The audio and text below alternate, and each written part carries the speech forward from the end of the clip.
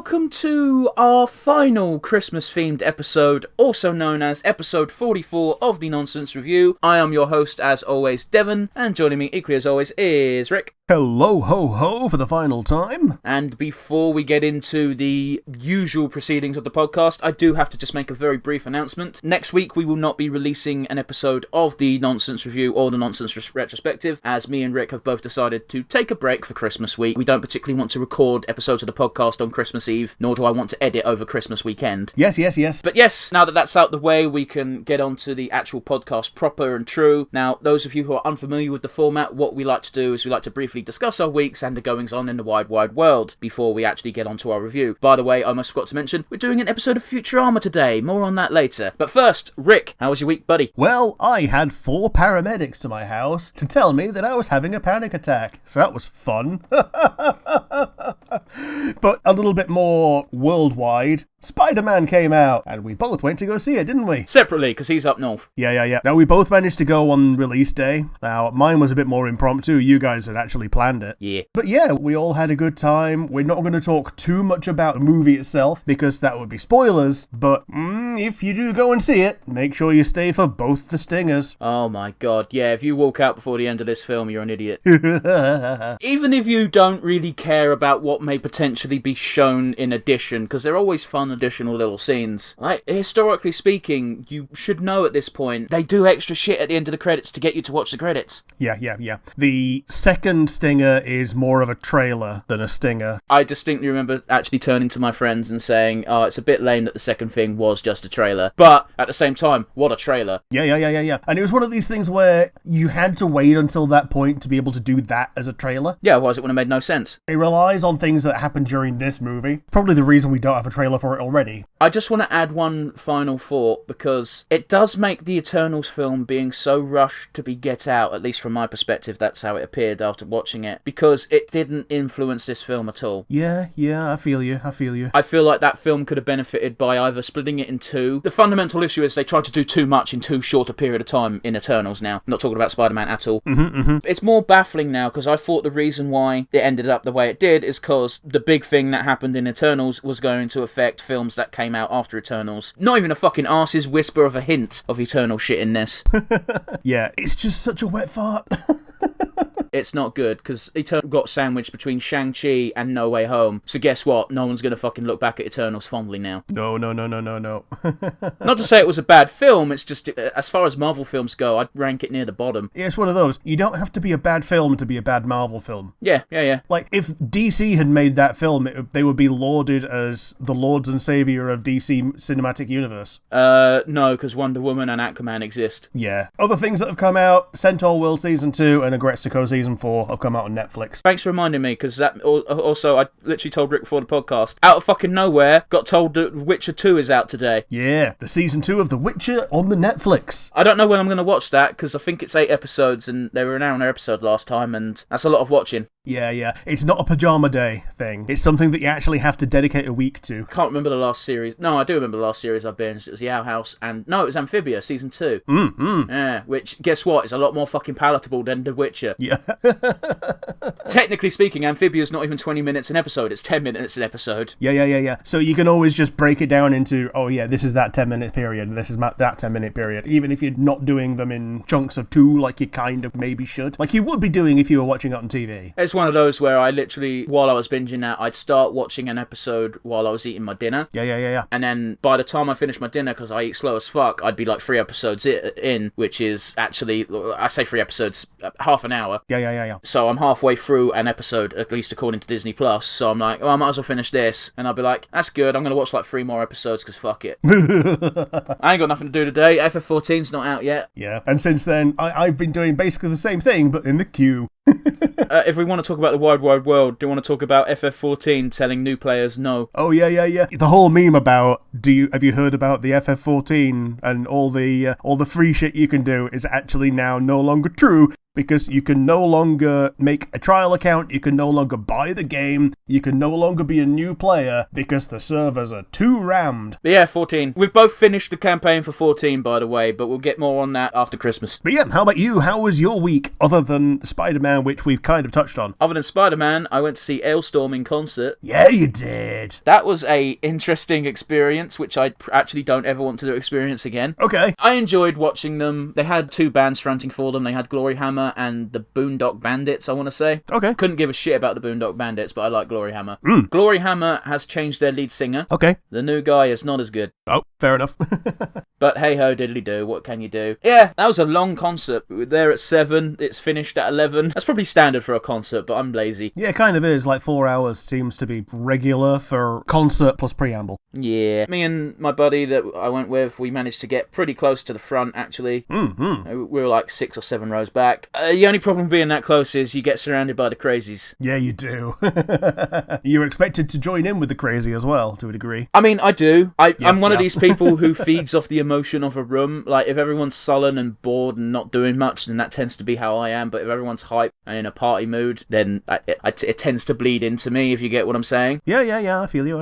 At one point during the song Ailstorm, everyone was belting out the chorus as you do, and a dude dressed up like a pirate with a pretend parrot on his shoulder. We sort of got into a singing duel, as it were. We were both trying to sing louder than the other. And as we were, he started slapping me across the chest like a wrestler might. And I was just like, I don't know what's going on, but I'm just going to roll with it. I don't know why that happened, but it did. Pretty good, actually. Some prick spilt half a beer on me. Okay. That wasn't fun. I don't like being sticky for, that reason anyway. Yeah, and then stinking of beer for the rest of the evening. It really sucked. I wasn't drinking that night. Yeah. No one cares if you smell of beer, but if you smell of beer and you've been drinking, at least then it's like you got a good reason to stink of it. But yeah, Ailstorm were pretty good. I learned after the concert, a couple of days afterwards, that the lead singer is a horrible racist, so that was kind of a bummer. Oh boy. But yeah, we'll not get bogged down in that. The other thing is, you may or may not know this, Rick, it's nearly Christmas. Oh, yeah, I've been vaguely aware of that. Yeah. I work in a supermarket. Yeah, you do. I hate my life. Yeah, you do.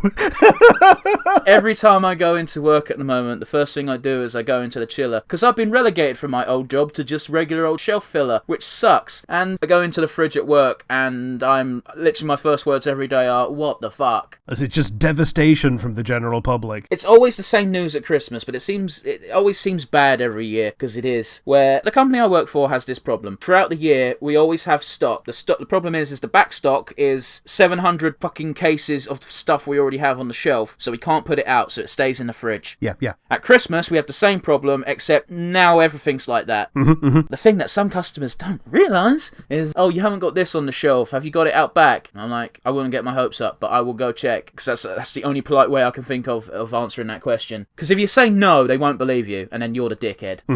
You gotta go out back. You go out back, and you're like, oh, shocker, we ain't got it. Now I've got to stay in the fucking... Because, believe it or not, we organise things. Yeah, you can see it pretty quickly whether you've got something or not, if it's in the right place. Exactly, which means if I go out back, and I go look at the butter, oh look, we don't have the salted butter in olive flavour, then, I could just look, and I'll be able to know that. But then I'm like, I was only out here for 2 seconds, so I've got to now stand here and do nothing for 3 minutes, so they think I've actually looked through everything. To make the lie plausible. It's not even a lie. The truth is, we haven't got the damn thing, but you think I'll come out and you'll go, oh, that was quick. Like, yeah, because I know where shit is. Yeah. I know where it would have been if we had it. Oh, Jesus, customers are such righteous arseholes about the weirdest things. One time, we had a fire alarm go off, and it was us as employees to go around the shop and tell people, leave your shopping cart where it is and evacuate the building. But what about my stuff? What about your stuff? You'll be back in like 10 minutes if there's no actual emergency, and it will still be here. You haven't bought it yet. It's not yours. I didn't say any of that, because I can't. But it's like, you'll be allowed to come back in and finish your shopping. If there's no fire, you can come back to exactly where you left this trolley. Yeah. I'm not telling you to leave your handbag. You can take your fucking handbag. It's not the trolley. I just said leave the trolley. Fuck's sake. Yeah. Don't walk out with the trolley that you've not paid for. The amount of people who try to do that is staggering. Yep. And some of them probably aren't even doing it on purpose. They're just idiots. Yep. Anyway, I felt like I needed to rant about retail at least a little bit today, because I don't like my job.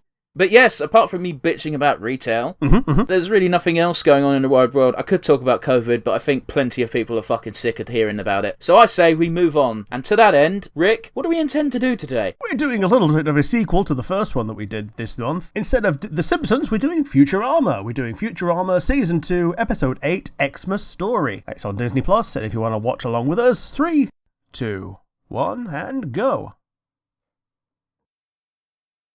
Man. Theme music playing, based on a true story. That's horrifying to find out. Ah, yes. So they don't have couch gags, they just have little gags under the signs. Yeah, little visual gags. And this is season 2 of it as well, so they've already kind of grown into their own with this kind of thing by now. Yeah.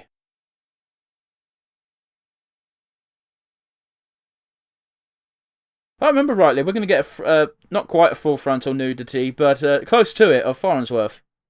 Yeah. Oh, look, a former writer. Yeah, Conan O'Brien's head.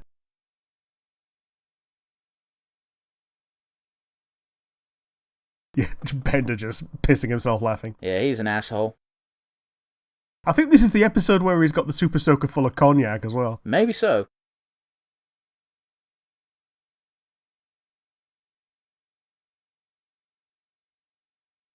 Wow, that didn't age well. Do you think they said 2012 because back then people were still on about the Aztec thing?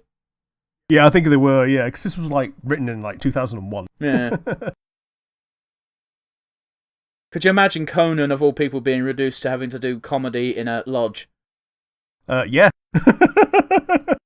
I mean, this is 1,000 years in the future. They've turned all former celebrities into disembodied heads. Fair enough.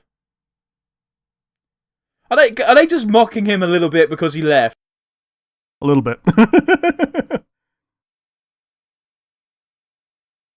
Oh, they don't have a rope for it. They just have a hover chair. It's very weird, isn't it?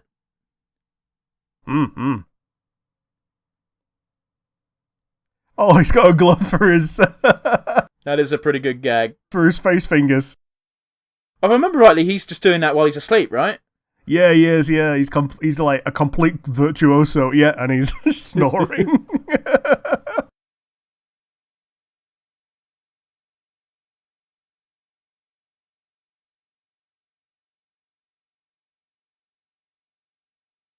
Oh, I remember this joke. Yep.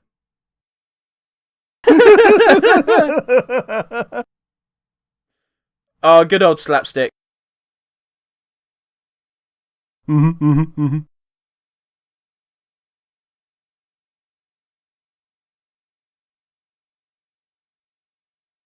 It's always good when Bender gets his comeuppance because he's immortal, more or less. Yeah. It's great when he gets his comeuppance within the same sentence as well. Yep.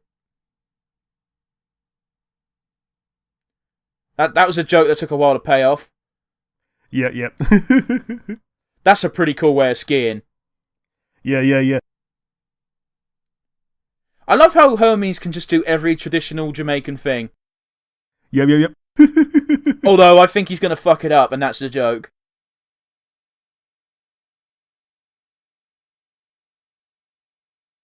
Okay. Came in last at the Olympics. And oh yeah.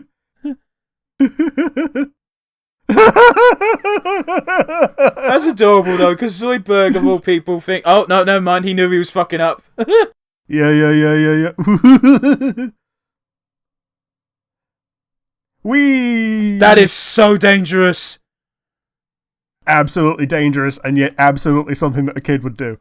Yeah.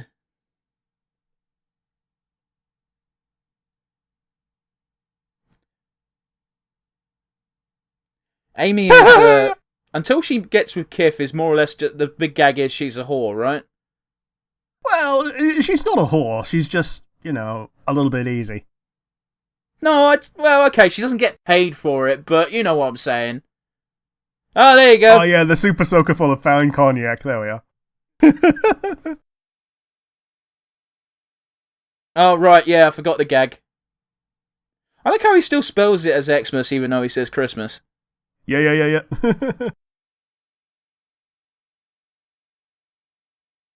Man, I remember when I was a kid and I first found out about Xmas. Hmm. And I was like, why do they call it Xmas? Oh, because it's Crossmas. Okay. Now, for the love of God, do not Google Xmas, but misspell it with 3 X's. Mrs. Claus has been real naughty. And the ho-ho-hos. Ha ha. Here we go. I don't know why you would want to get quite that naked when it's clearly freezing. I do remember that gag. I like it. Why would you bother with the whole making it look like an axe? Because that's what you use to chop things down. But why bother? Because the axe head is where the battery is, I guess. I suppose you don't want to get confused with your ultra motorized nuclear dildo. He just overshoots the top of the tree and just bangs her head on the ceiling with a jetpack. I love how Amy's just shit at using a jetpack. Isn't she technically an intern? Yeah, she's still an intern at this point. And the reason that she can afford to be an intern is because she's a rich girl. Yeah. Because normally when people are an intern, you know... Yeah, don't get paid. They don't get paid at all. You get paid in experience. You get paid in experience and exposure. Exposure's just for artists, and we all know they're useless to society. Yep.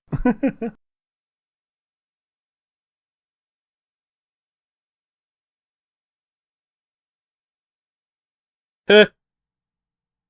Son of Claus, he writes claws.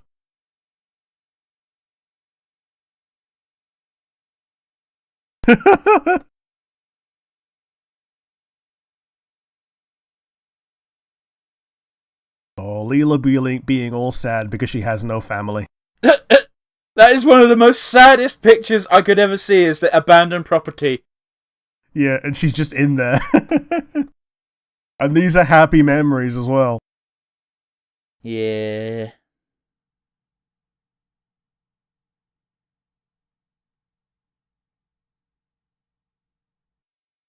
Fry's an idiot, and that's unfortunate. Yeah. I thought he was gonna just respond to, "Oh, thank you. That's exactly what I wanted."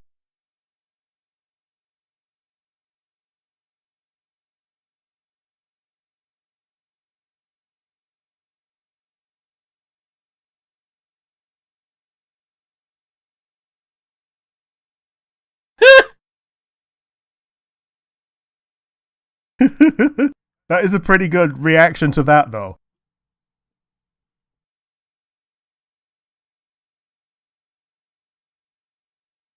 He likes his animal fucking analogies today, doesn't he?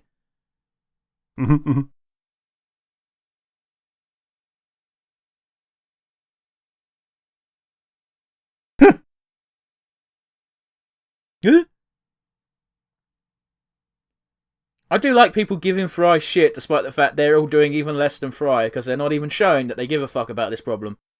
Yep. I forgot about these news show. I love that alien dude. He's so funny. Yep. Morbo.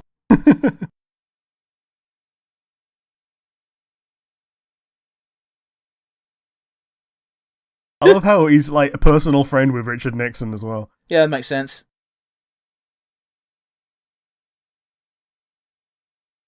Oh yeah, because they are powered by alcohol, aren't they? Yep. And if they stop drinking alcohol, they turn sober, which is like being drunk. Yep. I assume he's going there to steal some of the alcohol. Most likely. Let's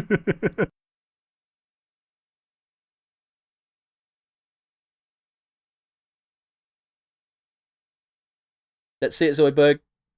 That looks like all the other dances he does. Yeah.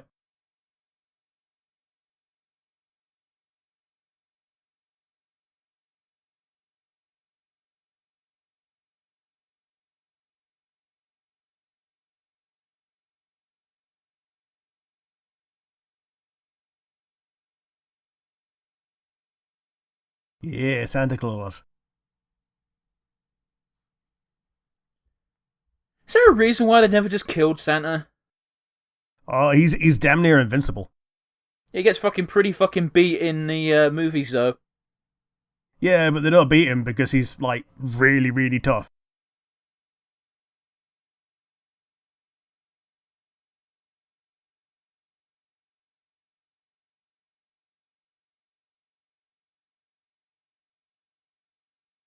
That don't sound good. Mm-hmm. Our motherboard of mercy. Eric, he's trying to get some free booze. Mm-hmm.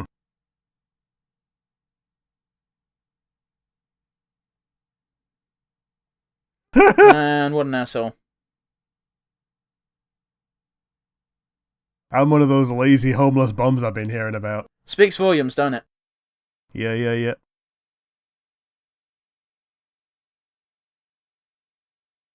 Oh man, that's dark. I mean, I did see a news article not that long ago about Sweden having an actual real-life suicide booth. I mean... A patenting one, like, as in, like, yeah, you can just go here and it will kill you, and it's like... I'm pretty sure this story is missing a lot of key details, and it's played for laughs. Boy, is it depressing. Hmm.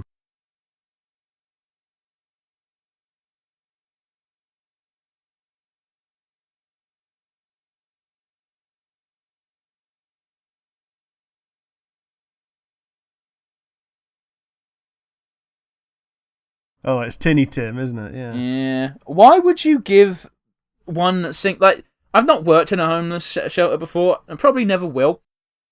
But I assume that if someone wanted more than one bowl of soup, be like, no, we need it for everyone.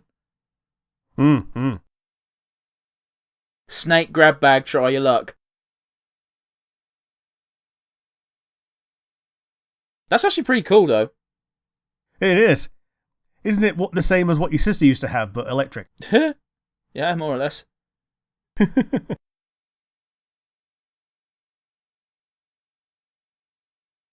$1 for a lizard is ridiculously cheap. Those lizards Yeah, it is. will probably not live long in a home where they are bought for as cheap as $1. Yeah. That's the thing. If you put the price on something, then it adds value to it. It's one of those where, like, if it costs literally $1, that's less than a sandwich. Which means someone could buy a lizard, that lizard could die from any number of reasons, and hey, guess what? The guy's just like, well, I'll just buy a new lizard. Yeah. It's a issue, or it's not so much trying to make things more expensive to make them more expensive, it's to make them more expensive to give people a bit more incentive than none to actually look after their goddamn animals. Yeah, a perception of value. There's a reason why when you set up a new fish tank, people will tell you buy some guppies to put in it first. Guppies are cheap, and they are plentiful, so you put them in the... It's also kind of a double standard, because guppies are annoyingly hardy. Like, they're not quite as sensitive as other tropical fish. Potentially, like, let's test the water, and they'll be absolutely fine for weeks. And you put something actually expensive and cool looking in it, and it dies after a couple of days because the alkaline is too high. Dangerous ledge, no banana peels. That'd kill a man if that hit someone. Yeah, it would. Now, showing off Fry's stupidity, seeing as he can't fly, but the bird can. Yeah. And the bird does not like him.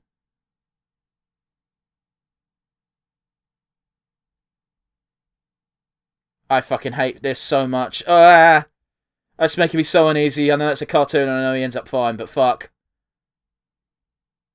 Oh yeah, this joke. Yep. 7's next.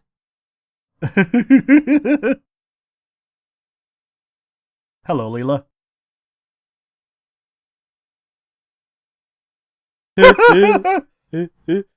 I love how she's happy about it, even though she doesn't know the context.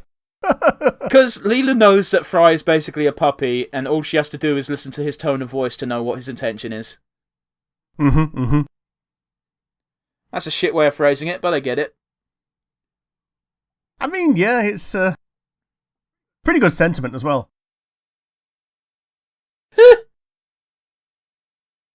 That is actually quite a creepy visual. It is, yeah.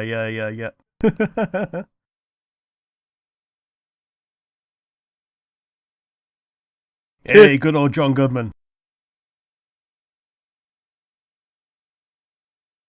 Oh, it is John Goodman. Yeah. What about Zoidberg? Yeah. No, I swear.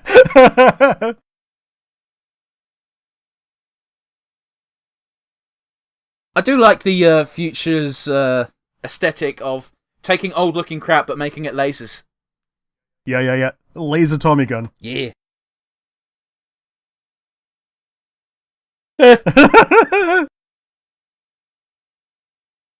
Don't they rob her? Most likely.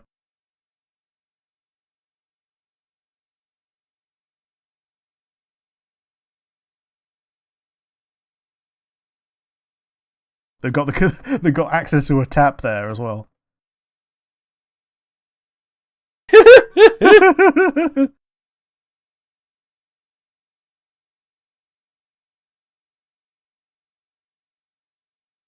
I've never tried shooting a gun while steering anything. I can't imagine it's easy to do. Ooh. That's a good line, yeah. Baubles as grenades is a pretty good... Yeah, pretty good visual gag, yeah. He's basically Green Goblin right now. Yeah, he is. Flying around on his glider and throwing pumpkin bombs, just Christmas themed. Yeah, Christmas themed pumpkin Could you bombs. imagine, I'm sure there's a comic book where it happens, could you imagine if fucking Green Goblin just did that one Christmas? Yeah, it's just the red and green goblin. There's too many goblins. Yep.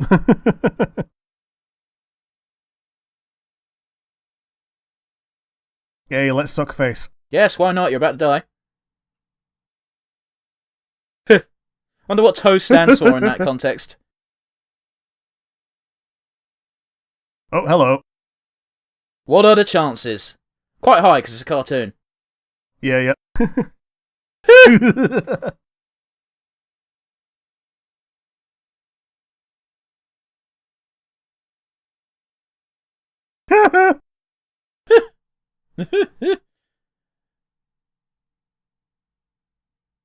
Oh. Yeah. Have the mutants already been established then? Yeah, I think they were established they were like episode 2 or something, or because like really early on, it's the Nibbler episode, isn't it? Yeah, I think it's like halfway through season 1, but season 1's only like 8 episodes or something stupid. Yeah. Oh yeah, so it must be like episode 3 or so, because like episode 2 is the moon. Oh yeah, we're whalers on the moon. We're on the moon. We carry our harpoons. But there ain't no whales, so we tell tall tales and sing our whaley tune. I told you how that Fate game has an achievement for if you play as Cuchulainn against Scathatch. They're both Lancers, and they're both on the moon. So the achievement name is We're Lancers on the Moon.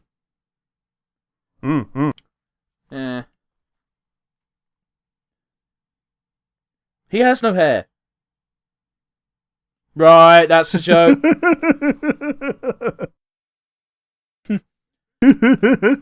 How poorly are they paid that they have to literally sell their hair to get presents? Yep. It's one of those as well, like, selling your hair is a thing to a degree, but normally you donate it to a wig maker rather than selling it. Like, there's the Little Princess Foundation in the real world where you can donate your hair so a kid with cancer can have a wig made out of real hair. Like, if I remember correctly, that's where you donated yours to when you did the Eggman thing. Absolutely. I needed less hair so I could put it inside a bald wig. So I got rid of my ponytail. Oh, a pogo stick. To be fair, Dr. Zoidberg does get shit on by everyone all throughout the series, and he's still always nice to people. Yeah, they're throwing him a bone. Oh, look at Bender's sock. It's just one of his legs up on the mantelpiece. Oh yeah.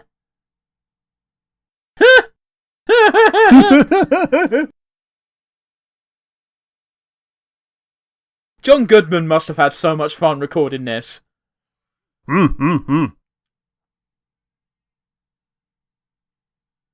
Because it is.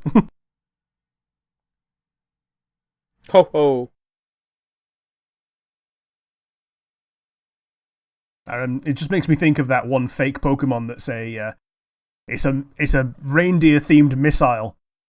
Ho ho homing. Wow. Man, if only the robots did that the first goddamn time, eh? Yeah.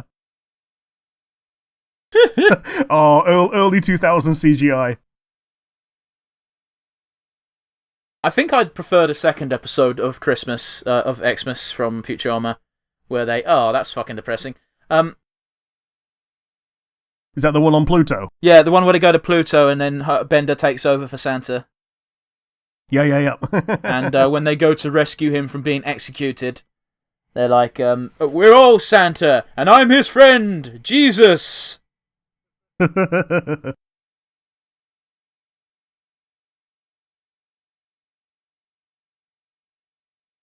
Good old Nibiru craps dark matter. Yeah. Literally making him the most valuable creature in the world, in the universe, and actually the plot of at least several episodes. I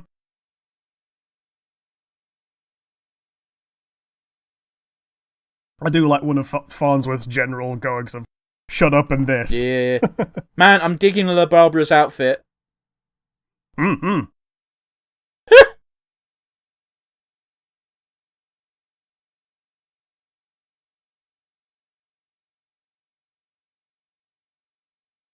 Yeah, I think it's a Kwanzaa outfit. I know absolutely dick all about Kwanzaa. And I love how they reinforce that. Most people don't, with that gag in literally the next Xmas episode I was talking about, where you find Kwanzaa bot. And Yeah. he's handing out leaflets that say, "What the heck is Kwanzaa?" And he just sighs and goes, "I'm so sick of handing these out." Yep. Right, let's see. Is it going to play ball today? Yes, it did. Cool, great.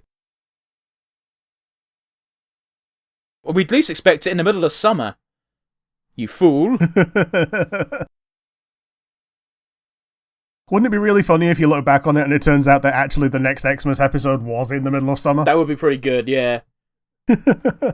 Man. It would make sense as well because it was the one on Pluto, so it could have been at any time because Pluto's always... Yeah, but like they go to Pluto and then they come back to Earth for Xmas Day for Santa to pretend, for Bender to pretend to be Santa or Robot Claus. Yeah, fair enough.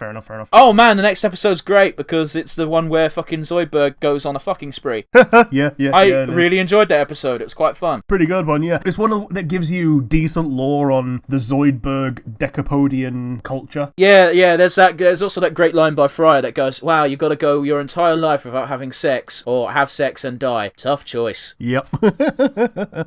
But yes, what did you think of the episode, Rick? It was one of the better ones. I think we said before we even saw it that it's one of the ones that you remember from early Futurama as a real world setter. And even though it's not in season 1, it's a real good way to set the scene for the world. And it really does fit the theme of the crapsack world, but in a comedic fashion. I get you, man. I get you. Like, it's not in season 1, you're correct, but because season 1 is so short, season 2 and season 1 kind of bleed together. Also, the way Disney Plus has got the seasons sorted out, it's very weird, because when I bought the box sets back when I was younger and actually gave a shit about Futurama and we didn't have streaming services, a season was about 20 episodes, so they definitely mashed some of these other seasons together. Sure. But I agree with everything you just said. The episode is great, it was fun, lots of gags you remember, and if you're paying attention you can see some fun additional ones, like you pointing out Bender's stocking. Yeah. Don't remember that from the first time I watched it, but it was a cute little thing to just see.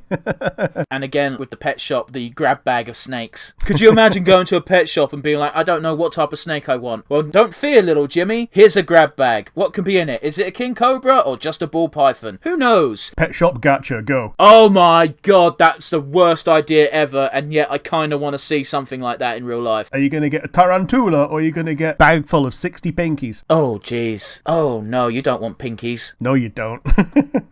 Bottom line is, we liked the episode. Let's move on to the awards. Rick, I know you got one for me. What's your favourite moment? Favourite moment is actually the song at the end, because it encapsulates everything about the grimness of Futurama Christmas. Santa Claus is gunning you down. That'd be quite a terrifying sentence to hear in real life, not gonna lie. But how about you? What was your favourite moment? The grim reality that you could buy a lizard for $1 was kind of funny in that clearly this is a bad thing to do. Especially with Fry actually legitimately wondering, should I get a parrot or 500 lizards? But yes, we can't only focus on the good, we need to focus a little bit on the negatives. So to that end, Rick, do you have a weakest link? My weakest link is that John Goodman doesn't reappear as Robot Santa from now on. Really? Does he not appear in the sequels? No, it's John DiMaggio after this, which is a big shame because he knocked it out of the park with this performance, and like we said, it sounded like he had a lot of fun, and it would be nice to hear him again, but we don't. But yeah, do you have a weakest link? I guess the weakest link is the little bashing of Conan at the beginning. Yeah, fair enough. It was all playful and it wasn't mean-spirited or anything. It's just, it didn't really do anything for the episode as a whole, so therefore I'm giving it the weakest link. Sure. It did feel like a bit of a non sequitur, but yeah. But yes, onwards to the highlight of the award ceremony. Rick, who's your MVP? It might have to be the Robot Santa. He didn't do a great deal in terms of driving the plot, but he was the plot. He was essentially the main villain as soon as he showed up, and even before that, people were afraid of him. But how about you? Who was your MVP? I give it to the vanquisher of Robot Santa, aka Zoidberg. Yeah. Zoidberg's entire shtick up until this point is to be a punching bag. To get shit on, yeah. Whenever he has moments of joy, it's actually legitimately heartwarming. And also, the character's just funny. And he got 2 moments of joy in quick succession. First of all, he got his pogo stick, and then he got to use it to save his friends. It's weird, isn't it? Because everyone's like, we don't like Zoidberg, and yet you've got Hermes selling his hair to get Zoidberg a present. Well, except I'm pretty sure he didn't know that it was for Zoidberg. Sorry, I'm talking about the present. I'm not talking about the selling the hair. I'm talking about giving the present. Yeah, he got him a comb for hair that he didn't have. But yes, that's about it for the Xmas episode of Futurama. We enjoyed watching it. And just to reiterate, guys, don't expect an episode of review or retrospective next week. We are taking a break for the holidays. We will be back pretty much in the new year with a brand new show that is brand new. But before we completely say goodbye, we do also need to remind you that if you liked what you saw and you want to leave us a little comment and tell us what you thought, or give us suggestions for things you might want us to see, you can leave us a comment down in the comment section down below if you're on YouTube. If you're not on YouTube and listening via one of our many Audible platforms, you can send us an email. Now, Rick, where would they send said email to? nonsensereviewuk@gmail.com. Once again, that's nonsensereviewuk@gmail.com. Yes. We hope to hear from you in any form about almost anything. And yeah, there's not really much else to say other than season's greetings, happy holidays, Merry Christmas, happy Kwanzaa, whatever the Jewish holiday is. And we'll see you in the new year. Keep yourself safe, guys. Keep yourself happy. Bye! Hanukkah. I was thinking of Hanukkah.